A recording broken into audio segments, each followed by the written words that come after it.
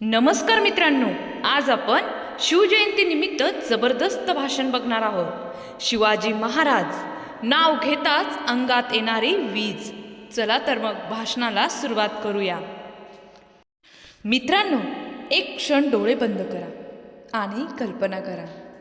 सह्याद्रीचे उंच डोंगर, किल्ल्यावर फडकणारा भगवा, रणशिंगांचा आवाज, तलवारींचा खणखणाट आणि हजारो मावळ्यांच्या तोंडातून एकच गर्जना, जय भवानी जय शिवाजी.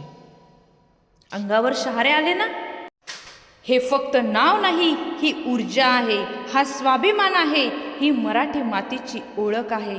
आणि म्हणूनच आज आपण ज्या महापुरुषाची जयंती साजरी करतोय ते फक्त राजा नव्हते, तर ते एक विचार होते, एक क्रांती होते, एक ज्वाला होते.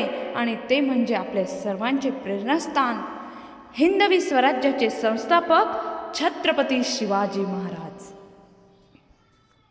मित्रांनो, इतिहासात अनेक राजे झाले, अनेकांनी सत्ता गाजवली, पण लोकांच्या हृदयावर राज्य करणारा राजा फक्त एकच, शिवाजी महाराज.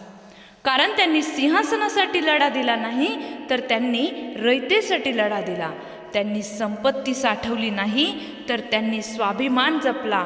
त्यांनी लोकांवर राज्य केलं नाही, तर लोकांच्या मनात घर केलं. शिवाजी महाराजांचा जन्म झाला तेव्हा भारतावर परक्यांची सत्ता होती. अन्याय, अत्याचार, स्त्रियांचा अपमान, शेतकऱ्यांची लूट, सर्वत्र भीतीचं सावट होतं. लोक जगत नव्हते, ते फक्त तग धरत होते.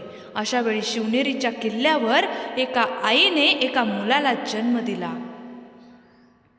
ती आई म्हणजे जिजाऊ आणि तो मुलगा म्हणजे शिवबा. पण हा फक्त मुलगा नव्हता, हा स्वराज्याचा सूर्य होता. जिजाऊ साहेबांनी त्यांना रामायण, महाभारताच्या कथा सांगितल्या. धर्म, शौर्य, न्याय याचे संस्कार दिले. त्या म्हणायच्या, शिवबा, अन्याय सहन करणं हेही पाप असतं. आणि हेही वाक्य त्यांच्या आयुष्याचा पाया बनलं. लहानपणीच त्यांनी तलवार हाती घेतली, घोड्यावर स्वार झाले आणि मनात स्वप्न पाहिलं स्वराज्याचं.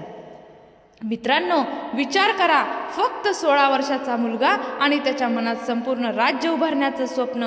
आज आपण 16 वर्षी मोबाईल गेम, सोशल मीडियात गुंततोय, पण त्या वयात शिवाजी महाराजांनी रायरेश्वर मंदिरात शपथ घेतली, स्वराज्य निर्माण करायचंय. आणि हीच त्यांची महानता होती. त्यांनी एक एक किल्ला जिंकायला सुरुवात केली. तोरणा, राजगड, पुरंदर, आणि लोकांचा विश्वास वाढत गेला. पण त्यांनी कधीही अन्याय केला नाही. शत्रूच्या स्त्रियांचाही सन्मान राखला. मशिदी, मंदिरं दोन्ही जपली. म्हणूनच त्यांचं राज्य धर्मनिरपेक्ष होतं. त्यांच्यासाठी धर्म नव्हता मोठा, माणुसकी मोठी होती. अफजल खानासारखा राक्षस आला, पण हजारो सैन्य घेऊन आला, पण शिवाजी महाराज घाबरले नाहीत. त्यांनी बुद्धी, धैर्य आणि पराक्रमाने त्याचा पराभव केला. हा फक्त विजय नव्हता, हा स्वराज्याचा आत्मविश्वास होता. त्यानंतर शाहिस्तेखानावर लाल महालात धाड, सुरत लुटून शत्रूचं अर्थकारण खिळखिळं केलं, आग्र्याच्या कैदेतून सुटका केली. हे सगळं ऐकताना आजही आपण थक्क होतो. कारण हा माणूस फक्त तलवारीने लढत नव्हता, तर डोक्याने लढत होता. मित्रांनो, शिवाजी महाराजांनी आपल्याला 3 गोष्टी शिकवल्या: स्वाभिमान, धैर्य आणि न्याय. स्वाभिमान, कधीही गुलाम बनू नका. धैर्य, संकट आली तरी मागे हटू नका. आणि न्याय, सत्ता आली तरी अन्याय करू नका. आज प्रश्न आहे, आपण त्यांच्या विचारावर चालतो का? आपण आपल्या आईवडिलांचा आदर करतो का? आपण देशासाठी काही करतो का? आपण प्रामाणिक आहोत का? जर नाही तर शिवजयंती फक्त उत्सव आहे, पण जर हो तर खरंच ती शिवजयंती आहे. शिवाजी महाराजांचा राज्याभिषेक झाला. तो दिवस म्हणजे मराठी मातीचा सुवर्ण क्षण होता. एक सामान्य मावळा छत्रपती झाला, पण त्यांनी कधी अहंकार केला नाही. ते म्हणाले, हे राज्य माझं नाही, हे रयतेचं आहे. असा राजा जगात कुठे आहे? आणि म्हणूनच मित्रांनो, शिवाजी महाराज इतिहासात नाहीत, तर ते आपल्या रक्तात आहेत, आपल्या श्वासात आहेत. प्रत्येक वेळी अन्यायाविरुद्ध आवाज उठवताना प्रत्येक वेळी सत्यासाठी उभं राहताना आणि प्रत्येक वेळी आईचा सन्मान करताना तिथे तिथे शिवाजी महाराज जिवंत होतात.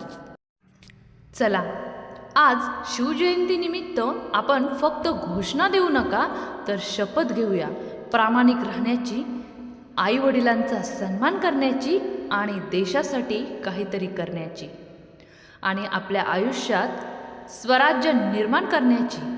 कारण खरा शिवभक्त तोच जो शिवरायांसारखा जगतो. मित्रांनो, स्वराज्याचा मार्ग सोपा नव्हता. तो काट्यांनी भरलेला होता.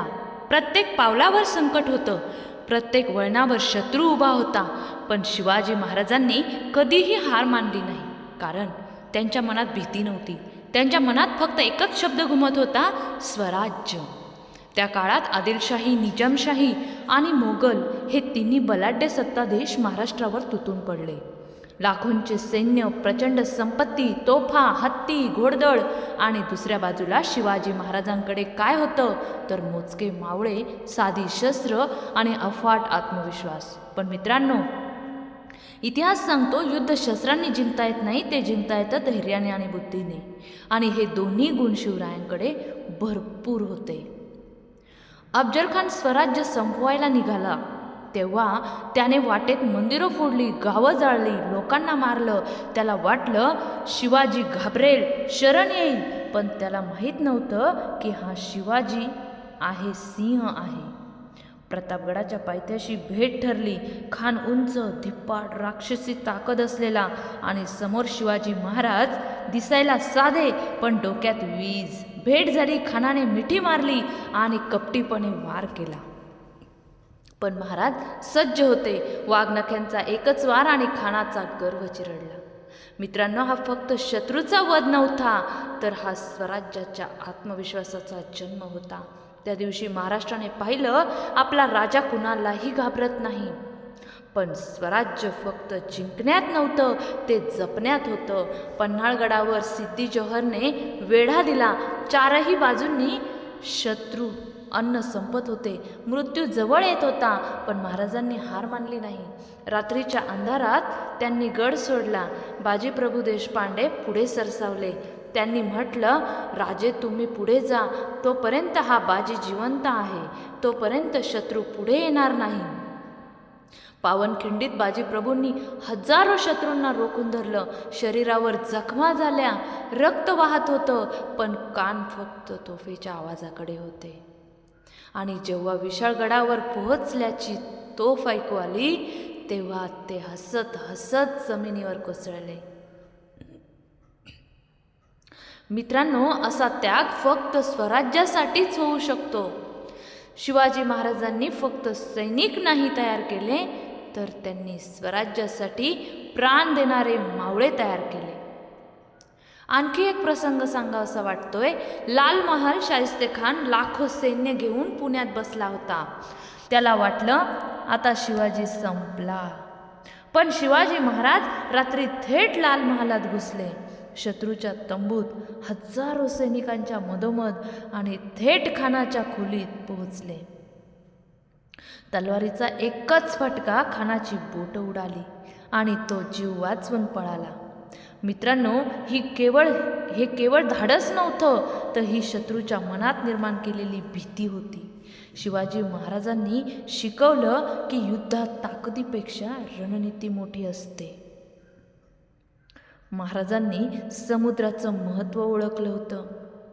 त्यांनी आरमार उभारलं. सिंधुदुर्ग, विजयदुर्ग, जंजिरा यांसारखे जलदुर्ग बांधले. त्या काळात कोणीही समुद्राकडे लक्ष दिलं नव्हतं.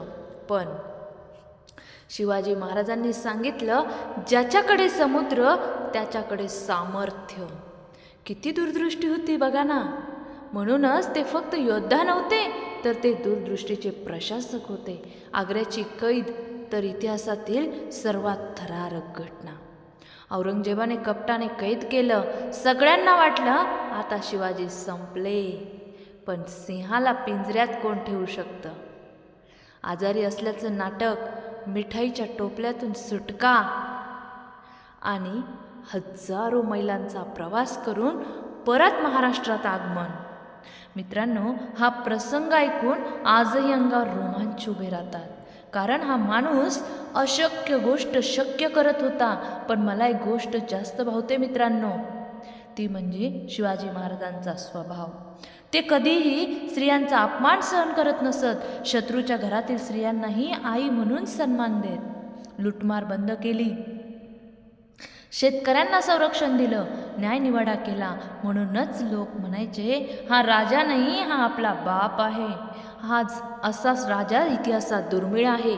मित्रांनो, आज आपण स्वतःला विचारूया, आपण शिवरायांचे वारसदार आहोत का? आपण त्यांचे संस्कार जपतोय का? मोबाईलमध्ये गुंतून बसणं, स्वार्थासाठी भांडणं, लहान सहान कारणासाठी खोटं बोलणं हे शिवरायांचे तत्त्व नाहीत. शिवरायांचं तत्त्व आहे प्रामाणिकपणा, धैर्य, देशप्रेम आणि आईवडिलांचा सन्मान. जर आपण हे अंगीकारलं तरच आपण खरे शिवभक्त.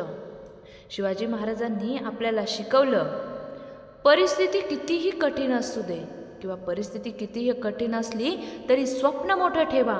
कारण एक मावळा जर छत्रपती होऊ शकतो तर आपण आयुष्यात काहीही करू शकतो. म्हणून मित्रांनो, आजपासून भीती सोडा, आळस सोडा आणि मनात शिवाजी जागवा. कारण प्रत्येकाच्या आत एक शिवाजी झोपलेला आहे, फक्त त्याला जागं करायचं आहे. जय भवानी, जय शिवाजी.